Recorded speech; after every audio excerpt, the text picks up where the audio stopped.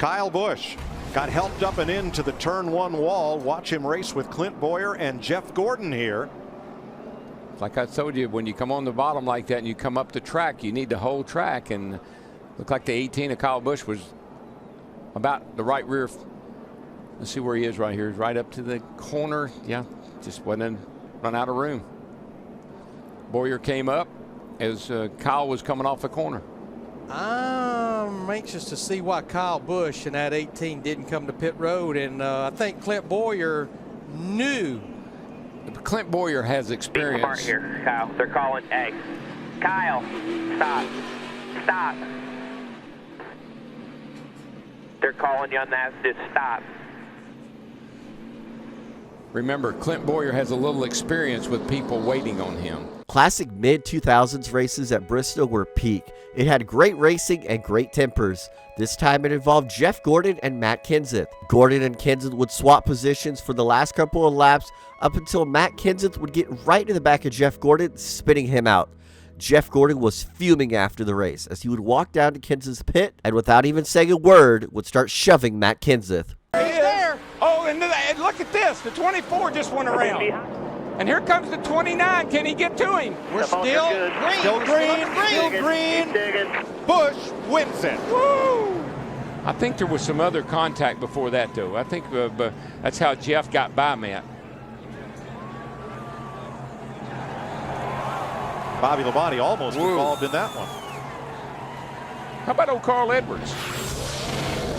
Jeff Gordon out of his car, and he's not happy with Matt Kenseth.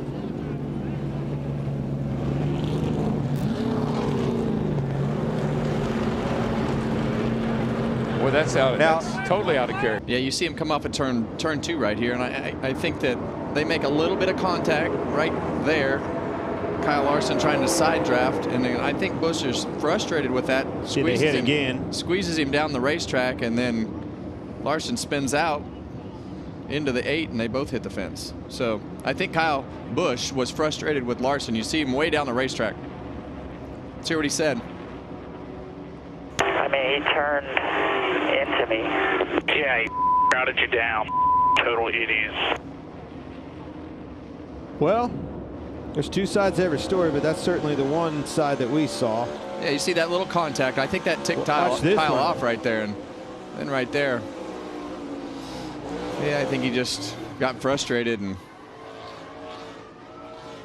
got them both wrecked. Kyle Busch and Kyle Larson have definitely had some run-ins over their careers, but in 2024, Kyle Larson and Kyle Busch are racing hard with each other at Gateway.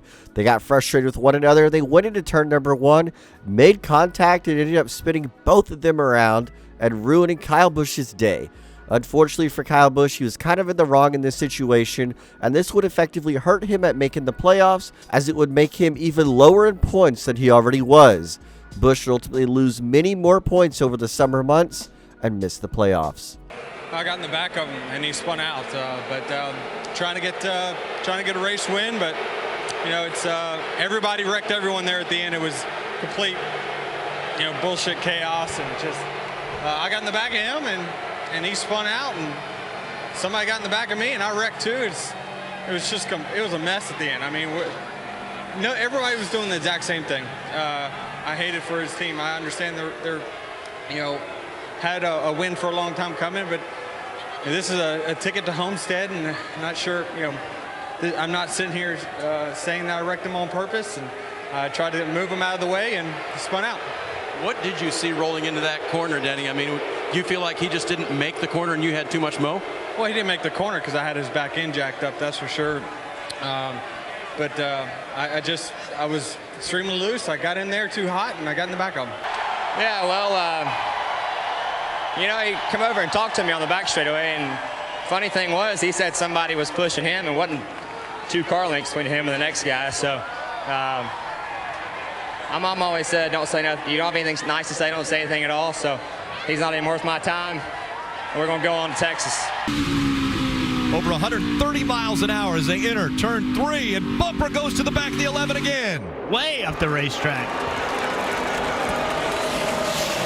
Oh, into the wall goes the 11. The 24. Chase Elliott currently running 3rd. Kenseth has a 2.5 second lead over Chase Elliott, a 7/10 of a second lead over Martin Truex Jr. And there went the tire. The 11 goes into the wall. Guys, you okay, Danny? Sit up there. Sit up there.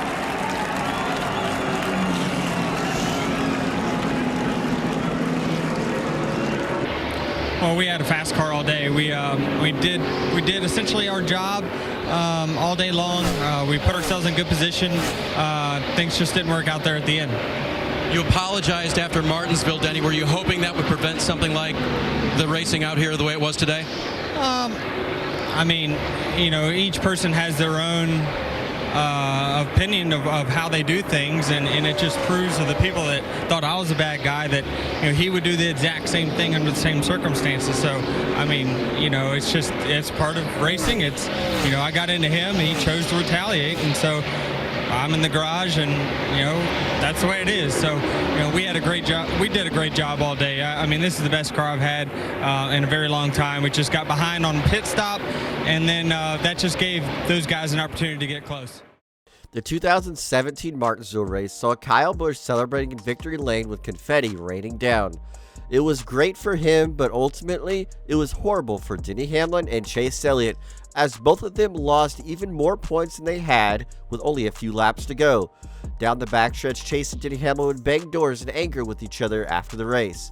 Heading into turn number 3 in the closing laps of the Martinsville race, Denny Hamlin would plow to the back of Chase Elliott, sending him up the track and into the wall, spinning him out. And it wasn't even like this. With 24 laps to go, Brad Keselowski leads and Chase Elliott was running him down.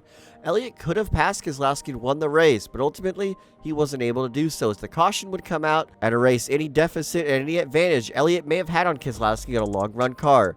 The restart came and Chase Elliott was very aggressive. Everybody gets mad at Denny Hamlin, but Elliott actually pushed Keselowski way up out of the groove and ruined his shot at winning the race just a lap earlier. This is forgotten by many fans because Chase Elliott fans just love to hate Denny Hamlin. But ultimately, this would cost Elliott and Hamlin both a shot at the championship, because a few weeks later at Phoenix, Chase Elliott was able to retaliate against Denny Hamlin in one of the cleanest ways possible. Elliott would bump Hamlin up the track into the wall, and his work was done. Hamlin's tire would then go down, and his championship hopes went up in smoke. Brad Keselowski, but I have a feeling I know what you're thinking about. I want to walk through the contact with Chase Elliott and get your opinion on that restart. Well, I haven't seen, you know, the video or anything. I just knew I got in the corner and he was inside of me, and we made contact. So I ain't seen any more than that to really, you know, have any clarity to it. But track's just real slick on the restarts for everybody, and I think you saw that. It takes about 5 laps for anyone to get going or more, especially a leader. But you know, there's a lot of hard fighting here. It's a short track, and you know, that's what short tracks are kind of about, is you know, hard fighting, a little bit of gouging. You try not to take anybody out, but you gotta sometimes rub a little bit, and who's to say one's too far and who's not, I don't know. But we had a really great Lions Truck Parts score. We were able to lead laps, you know, win the 2 stages and bring home a solid finish, and that's something to be proud of. Oh, Chastain got in the back of him. Slid and up right he comes in front of him, right in his lap. And just as Larson slid up the track last week at Talladega in front of Ryan Preece, well, in the early laps of Dover in 2023, Ross Chastain would get to the back of Brendan Poole, sending him spinning up in the wall and collecting Kyle Larson. Kyle Larson had a very fast car that afternoon and was looking to win at Dover. But unfortunately for Larson, he couldn't even make it past stage 1 because Chastain would wreck a lap car right into him. Well, later in the race, Chastain was trying to run down Martin Truex Jr. for the win.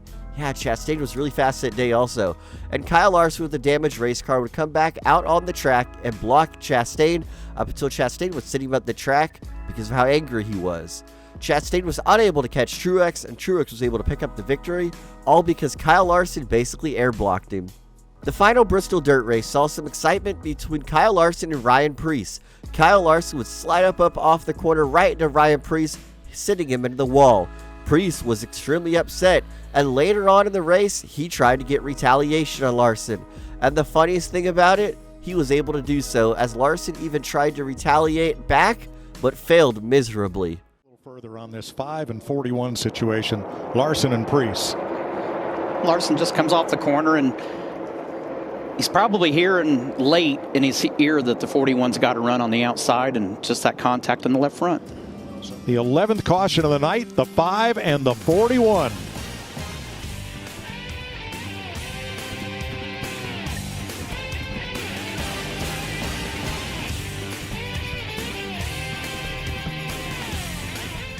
Rivalries are what makes NASCAR great, and in 2022 we had a great rivalry that lasted all year long between Denny Hamlin and Ross Chastain. It all started at Gateway when Denny Hamlin and Chastain would be entering turn number 1 very early on in the race.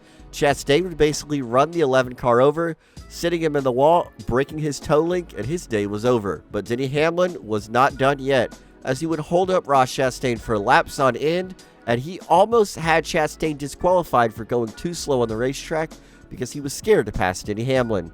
Ultimately, this rivalry lasted all the way to the end of the season and up and into 2023. Over the back of Denny, and he finally just runs into him. He definitely moved him. Probably frustration. He was door to door with him a lot of times, got under him several times, could not make the pass. He finally made the pass. Round 3. Well, we'll keep an eye on this as Kyle Busch leads Joey Logano by a 2.5 seconds. Ryan Blaney another 2.5 seconds back. Clint, here they are. What do you think? Timing's a little bit better, but Chastain may wreck him again. This is good. He's definitely messing with him. This is by far one of NASCAR's best rivalries and heated moments between drivers we've ever seen. Dale Earnhardt Jr. and Kyle Busch. Dale Jr., newly driver for Hendrick Motorsports, who replaced Kyle Busch, now driving for Joe Gibbs Racing, were battling out for wins. And especially at Richmond, when it came down to it with just a handful of laps to go, Kyle Busch would get into Dale Jr., sending him up the track and ruining his night, as Clint Boyer would pass both of them. On the bottom of the racetrack, they'll be side by side down the back straightaway. Ooh, man, that was tight off turn 2. He's got him. I believe he's got him this time. Oh, he turned him. No. Oh, he turned him. No. Now here comes Clint Boyer to take the yellow flag. Oh, no. And wild thing, Kyle Busch makes contact with Dale Earnhardt Jr., and it looks like the drought will continue. Boys, I'll just tell you something. That ain't going to go over too good right there. No, it's not.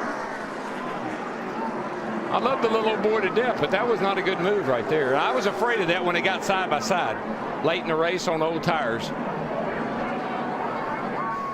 We had to wait months later, but when we came back to Richmond, the same players were right back up there.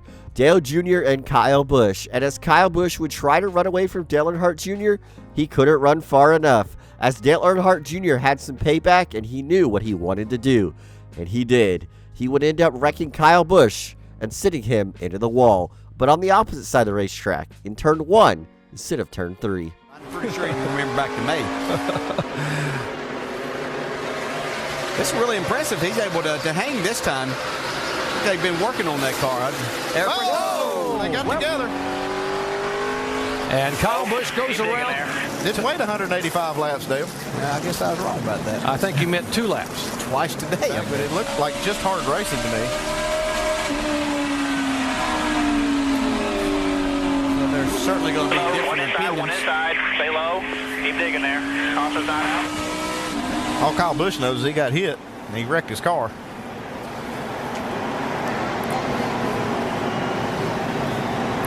Let's check out our Allstate Good Hands move of the race. You see Kyle Busch going over car. Look at Tony Stewart just getting by. Kevin Harvick also. Austin's season was on the line there, but what are your thoughts on what happened down there? It's chicken shit. There's no doubt about it. He's 4 car lengths back. Not even close. Then he wrecks the 11 to go along with it. And then he's going to go up there and thank God and praise everything with his baby. It's a bunch of BS. It's not even freaking close. I mean, dude, I get it, bump and run. I get it. I didn't back up the corner at all. He came in there and just drove through me. It's ridiculous that's the way we race. Unbelievable. I get bump and runs. I do that. I would expect it. But from 4 car lengths back, he was never going to make the corner. And then he wrecks the other car. He wrecks the 11 to go with it. So the attitude kind of, what the heck, I'll let him go and then pay it off. And I can guarantee you that. All clear. all Vickers has been thinking about since he got turned by Stewart was getting in a position to do this. Looking for him. Where's that 14? Yeah. Yeah. Remember when Vickers got turned around earlier, Ryan Pemberton, his crew chief, was giving him the play-by-play of what happened. Vickers said, "I know, I felt it." Yeah, One more time. this is early. Okay, no, this is just now. Oh, yeah. I mean, Vickers comes from the left side of the racetrack, or from on your screen comes from the right side of the racetrack across to run in the back of Tony. Now, this is what happened earlier in the race. As they're on board with Stewart, that's Vickers up ahead. They're going down at 11. Stewart just leans on him and keeps leaning and just pushed Vickers into the tires down there. And you know what, really, and Tony, and we've seen this twice, Tony got on him and would not get off of him. I mean, pushed him. We saw it a little later with Joey Logano. There was no other cars around. It was just a one-on-one, and Joey's like, "I'm tired of messing with you. I just pushed you out of the way." Was 13th last time by. And it will not roll, I don't think.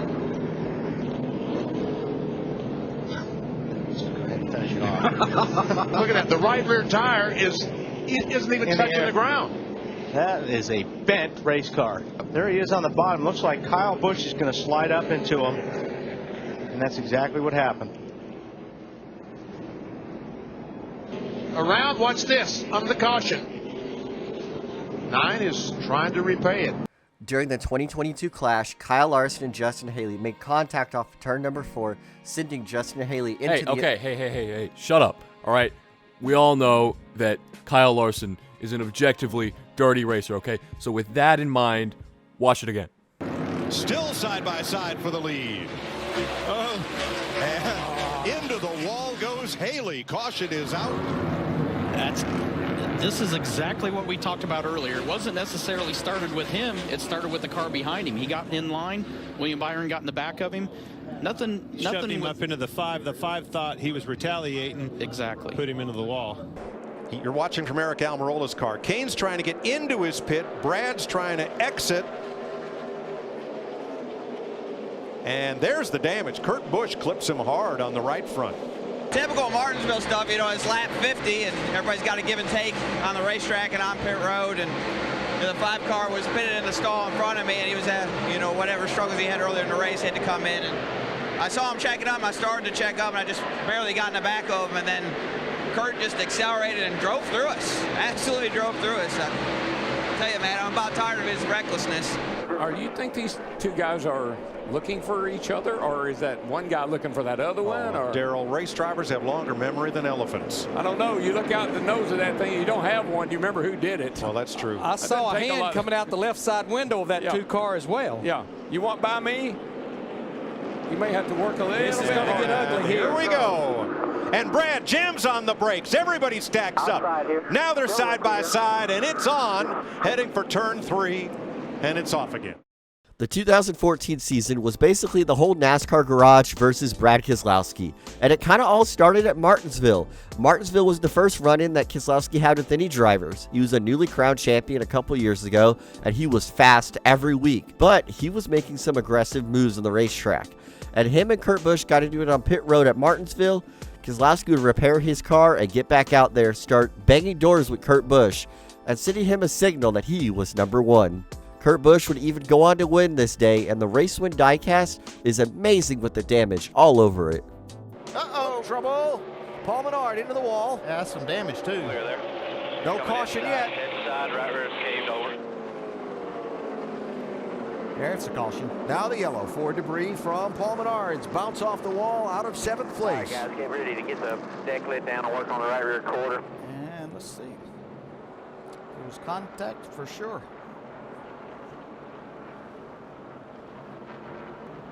Yeah, I'm not sure that left rear tire didn't get cut down on Paul Menard's too by that contact like we saw earlier with Trevor Bayne. Still there.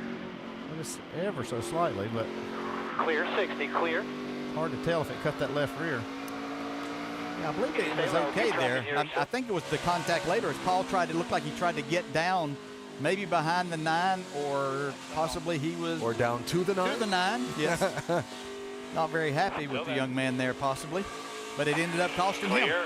Coming to the completion of a stage in Chicagoland, teammates Kurt Busch and Kevin Harvick were duking it out for the win. Harvick would ultimately pick up the stage win over Busch, and Busch did not like that as he was extremely unhappy under the caution. Here's Kurt Busch at the end of that stage. Championship. What the? I mean, really? That's a teammate right there, everybody. Tuning in to NBC Live. That's what a teammate does. Never expected that from a teammate. Never expected it. Wow. You're racing! It's a stage win, man! You're racing! Kevin Harvick and Ty Dillon were both racing for Richard Childress Racing and RCR in the Truck Series, and they were both involved in an accident in Martinsville. The two collided late in the race, and Harvick was not happy with the outcome. After the wreck, Harvick made a slight crucial comments toward Ty Dillon and the Dillon family, saying that the crash was caused by a rich silver spoon kid. Kevin Harvick would also go into the number 3 truck's pit stall during the race as they were trying to repair Harvick's race car. A sledgehammer was thrown, and this was probably the tipping point when Kevin Harvick knew he was glad he was leaving RCR at the end of the season. Eventually down in turn 1, Dillon to the bottom, gets a hold of Harvick, turns him around. Got him off the bottom of the racetrack, then tried to go by on the inside, but Kevin couldn't maintain control of it. And look at Chase Elliott, just blocked. Nothing that kid could do. Looks like NASCAR's saying. Crews coming out to try to talk with, voice their displeasure with the 14 of Kevin Harvick. That's the 3 team that was out there. Harvick's got the window net down on that 14. I'm not sure if Kevin has the window net down or they took the window net down for him. He took it down. I believe it was down. He's parked right in front of the 3, so the 3 can't get in its stall. The official's doing his best to maintain order, doing a great job actually to get those guys away from the truck. And once again, the hard part to comprehend is that's a 3,400-pound truck that these guys are messing with right now. If you've enjoyed this video, please hit the like and subscribe button down below. Also, if you've liked this video, I'm pretty sure these videos will catch your eye also.